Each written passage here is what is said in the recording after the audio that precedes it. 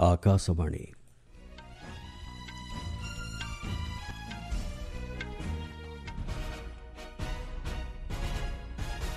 संवाद पढ़ुछंती चंदन घोष। मुख्य संवाद देशर 15तम उपराष्ट्रपति हेबे सीपी राधाकृष्णन। गणतांत्रिक प्रक्रियार स्वार्थ को दृष्टि रखी देशर विकास दिगरे से सर्वदा प्रयास करिवे बोली नवनिर्वाचित उपराष्ट्रपति मतव्यक्त। नेपालर सद्यतम स्थिति संपर्क में समीक्षा कले प्रधानमंत्री। सेठारे शांति और स्थिरता बजाय रखा स्थानीय जनसाधारण को देले आह्वान। अमेरिका और भारत मध्य वाणिज्य कारबार संपर्कित प्रतिबंधक को आलोचना माध्यम समाधान कराजिबो कहिले राष्ट्रपति डोनाल्ड ट्रंप। एवं एशिया कप क्रिकेट टूर्नामेंटर गतकाली उद्घाटनी मैच रे हांगकांग को 94 रन रे परास्त कला अफगानिस्तान। आज भारत भेटिबो संयुक्त अरब एमिरेट्स को। एनडीए प्रार्थी सीपी राधाकृष्णन देशर 15तम उपराष्ट्रपति हेबे। श्री राधाकृष्णन इंडीमेंटर प्रार्थी तथा सुप्रीमकोर्टर पूर्वतन विचारपति बी सुदर्शन रेड्डी को 152 भोट्रे परास्त करिसेंति। उपराष्ट्रपति निर्वाचन रिटर्निंग अधिकारी तथा राज्यसभार सेक्रेटरी जनरल पीसी मोदी गतकाली नवादिल्ली गणमाध्यम को यही सूचना देइछंती। से कहिसंती उभय लोकसभा और राज्यसभा वर्तमान सांसद थिबा मोट 781 जनक मध्यरु 767 जन सांसद निजर मताधिकार साब्यस्त करिसंती। सेति मध्यरु 752टी वैध थिबा बेले 15टी भोट नाकच होई जाइछि। उपराष्ट्रपति पदवी लगे निर्वाचन संपूर्ण रूपे मुक्त अबाध और नियम अनुଯାयी संपन्न करा जाइछि बोली श्री मोदी कहिसंती। गतकाली पूर्वाह्न 10टारू एथिलागी भोट ग्रहण करा जाइथिला। अपराह्न 5टा पर्यंत होइथिबा मतदान अवसर में प्रधानमंत्री नरेंद्र मोदी प्रथम निजर मताधिकार साब्यस्त करथिले। परे बहु केन्द्रमंत्री समेत लोकसभा बाचस्पति राज्यसभा उपाध्यक्ष तथा अन्यान्य सांसद माने मध्य एथिलागी भोट देइथिले। राष्ट्रपति द्रौपदी मुर्मू एही अवसर में श्री राधाकृष्णन को अभिनंदन जणाइछंती। से कहिसंती श्री राधाकृष्णन को दशंधि धरी गणतांत्रिक प्रक्रिया रे निजर अभिज्ञता आगामी दिन में देशर संसदीय तथा सांविधानिक मूल्यबोध को सशक्त करने सहित विकास दिगरे मध्य उल्लेखनीय भूमिका ग्रहण करिबो। प्रधानमंत्री नरेंद्र मोदी सामाजिक गणमाध्यम रे पोस्ट करी नवनिर्वाचित उपराष्ट्रपति को अभिनंदन जणाइछंती। से कहिसंती श्री राधाकृष्णन को जीवन सर्वदा समाज सेवा एवं गरीब और वंचितों सशक्तिकरण लागि समर्पित रहिछि। से जणे असाधारण उपराष्ट्रपति हेबे जे कि देशर सांविधानिक मूल्यबोध को मजबूत करने सहित संसदीय वितर्क को सुदृढ़ करिबे बोली प्रधानमंत्री आशा व्यक्त करिसंती। एतद्व्यतीत प्रतिरक्षा मंत्री राजनाथ सिंह, स्वराष्ट्र मंत्री अमित शाह समेत बहु केन्द्रमंत्री तथा विभिन्न दलर नेतृवृंद श्री राधाकृष्णन को अभिनंदन जणाइछंती। सीपी राधाकृष्णन एही विजय पर प्रथम थर लगे निजर प्रतिक्रिया देई देशर द्वितीय सर्वोच्च सांविधानिक पदवी लगे होइथिबा निर्वाचन रे तांकर सफलता को जातीयतावादी आदर्शर विजय भावे वर्णना करिसंती। एही विजय को प्रत्येक भारतीय विजय भावे वर्णना करने सहित 2047 मसीहा सुद्धा भारत को एक विकसित राष्ट्र भावे गढ़ी तोलिबा दिगरे कार्य करिवे बोली निजर प्रतिबद्धता दोहराइछंती एवं ए दिगरे मिलित प्रयास जारी रखिबाकू देशवासी को श्री राधाकृष्णन आह्वान देइछंती। से कहिसंती गणतांत्रिक प्रक्रिया रे उभय शासक एवं विरोधी दलंकर गुरुत्वपूर्ण भूमिका रही। गोटे कॉइनर सेमाने दुईटी पार्श्व सदृश।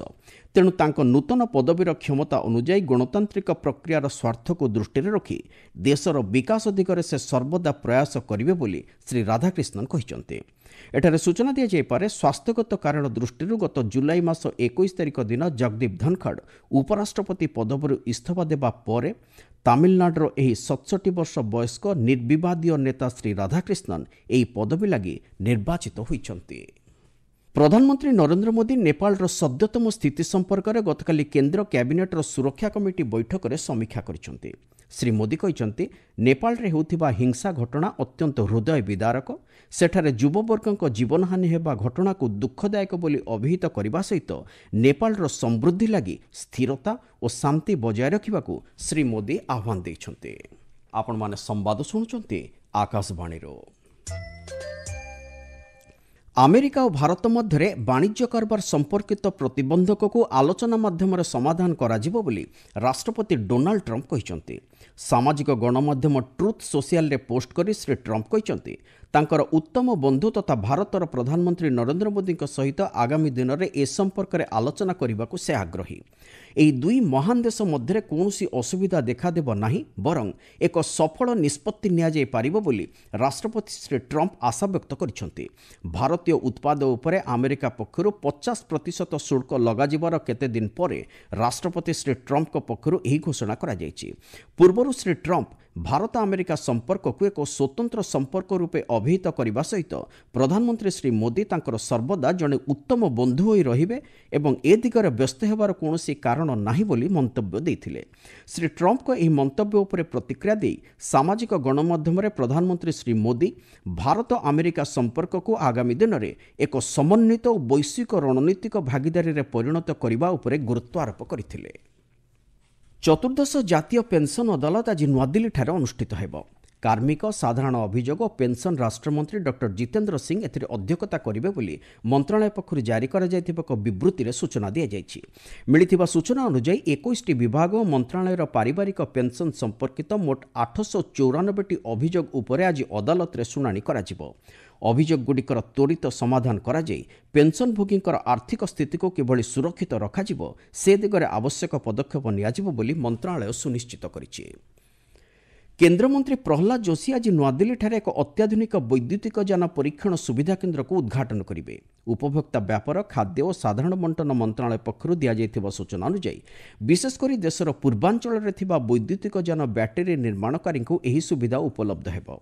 एही केन्द्र माध्यम विश्वस्त तथा आंतर्जातिक स्वीकृति प्राप्त परीक्षण और प्रमाणपत्र उत्पादर सुरक्षा और उत्तम कार्यशैली उपर गुरुत्व दियाजिबो। देशर एक सशक्त वैद्युतिक यान चलाचल व्यवस्था आमदानी उपरे निर्भरता ह्रास घरोई उत्पादनकारी को अधिक सुदृढ़ करने सहित सुलभ दर में परीक्षण सेवा जोगाई देवा दिगरे सरकार को प्रतिबद्धता एही केन्द्र माध्यम प्रतिफलित हेउछि बोली मंत्रालय कहिछि। दोहा उपरे इजराएल आक्रमण नहीं भारत उद्वेग प्रकाश करिछि। एथिरु विरत रहिबा सहित कूटनीतिक स्तर में आलोचना माध्यम समाधान लगी भारत प्रस्ताव देइछि बोली वैदेशिक व्यापार मंत्रालय पक्षरु जारी करा जायथिबा एक विवृत्ति रे कहा जायछि। आबुधाबी चलिथिबा एशिया कप क्रिकेट टूर्नामेंटर सप्तदश संस्करणर गतकाली अनुष्ठित उद्घाटनी मैच रे अफगानिस्तान हंकंग को 94 रन परास्त करिछि।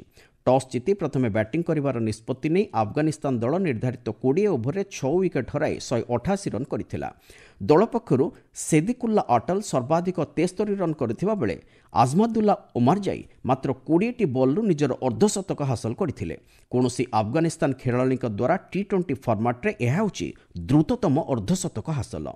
189 रन विजय लक्ष्यर पिछा करी हंकंग निर्धारित 20 ओभर 9 विकेट हराई मात्र 94 रन करिवार समर्थ होइतिला। दल पक्षरु बाबर हयात सर्वाधिक 39 रन करिसंते। आज ग्रुप ए एक खेल में दुबई आंतर्जातिक क्रिकेट स्टेडियम रे भारत आयोजक संयुक्त अरब एमिरेट सहित मैच खेली निजर अभियान आरंभ करिबो। आसंता 28 तारिख पर्यंत चलिबाकु थिबा एही टूर्नामेंट रे टाइटल हासिल करिबा लागि 8टी दल अंशग्रहण करिसंते। 23 वर्षरु कम एएफसी एशिया कप 2026 योग्यता पर्यायर गतकाली भारत ब्रुनेई को परास्त करिछि। दोहाठारे अनुष्ठित मैच रे भारत ब्रुनेई को 6-0 गोल ले परास्त करिछि। भारत पक्षरु विबिन मोहनन सफल हैट्रिक अर्जन करथिबा बेले मोहम्मद एमिन 2टी एवं आयुष छेत्री गोटिए गोल देइथिले। मोट 3टी मैच रु भारत 6 पॉइंट हासिल करी टूर्नामेंटर ग्रुप एच रे द्वितीय स्थान हासिल करिछि। एही टूर्नामेंट रे भारत बाहरीन और ब्रुनेई को परास्त करथिबा बेले कातार निकटरू हारि जाइछि। आसंता वर्ष जनवरी 7 तारिख रे साउदी अरब ठारे 23 वर्षरु कम एएफसी एशिया कप 2026 आरंभ हेबो। मुख्य संवाद गुड़िक पुणी थरे देशर 15तम उपराष्ट्रपति हेबे सीपी राधाकृष्णन। गणतांत्रिक प्रक्रिया स्वार्थ को दृष्टि रखी देशर विकास दिगरे से सर्वदा प्रयास करिवे बोली नवनिर्वाचित उपराष्ट्रपति मत व्यक्त। नेपालर सद्यतम स्थिति संपर्क में समीक्षा कले प्रधानमंत्री। सेठारे शांति और स्थिरता बजाय रखा स्थानीय जनसाधारण को देले आह्वान। अमेरिका और भारत मध्य वाणिज्य कारबार संपर्कित प्रतिबंधक को आलोचना माध्यम समाधान कराजिबो कहिले राष्ट्रपति डोनाल्ड ट्रंप। एवं एशिया कप क्रिकेट टूर्नामेंटर गतकाली उद्घाटनी मैच रे हंकंग को 94 रन रे परास्त कला अफगानिस्तान। आज भारत भेटिबो संयुक्त अरब एमिरेट्स को। संवाद शेष हला।